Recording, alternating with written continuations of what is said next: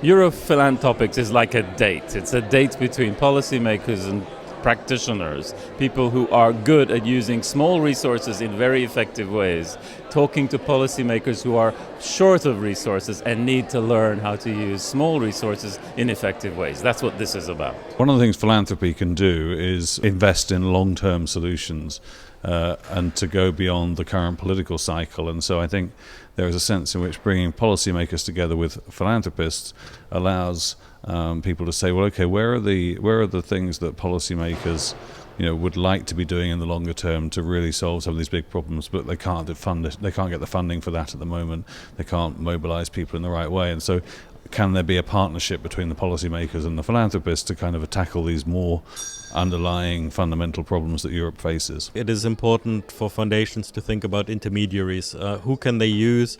Who has got the experience? Who's got the contacts to really get into the policy-making process?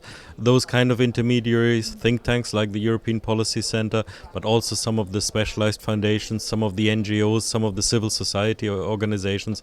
I think these are the kind of intermediaries which can really help foundations to have an impact at the policy-making level. There's important power, influence in the philanthropic world, in the policy-making world as well. But if they want a new narrative for Europe's citizens, we're not going to decide it in rooms like this. Ask the question, not only what are you frustrated about, but what should we do now to make it work? I think there's a lot of power perhaps among elites to convene that discussion and get out and break a pattern where elites are telling populations that they should know what's good for them. If we want to change the world on a sustainable way, we also need a very good cultural background. Foundations have a very important role to play in the cultural institutions in Europe, because those institutions, it's difficult for them to survive because they don't have the money, they don't have the support of governments, so we need foundations to help them.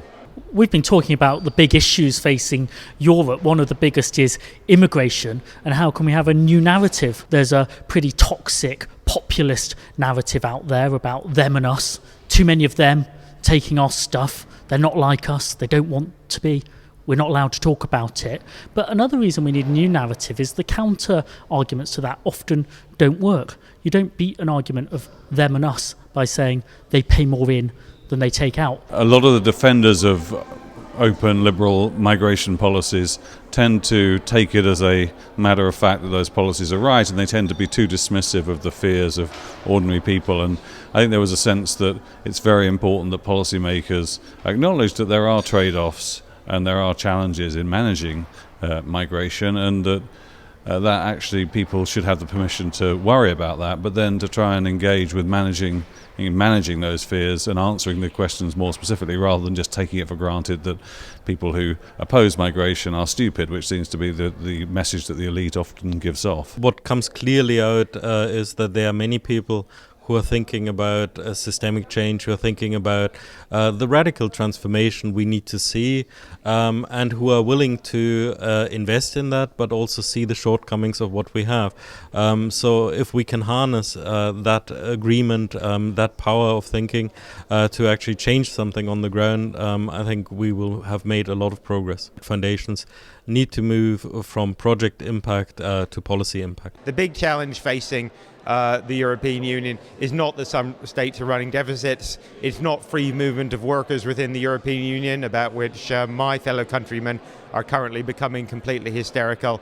It is growth and jobs, and we really need to refocus on growth and jobs, and we need to get policymakers to refocus on growth and jobs, and we need them to communicate to people around the European Union that we are actually going to do something about it rather than sitting around and fiddling.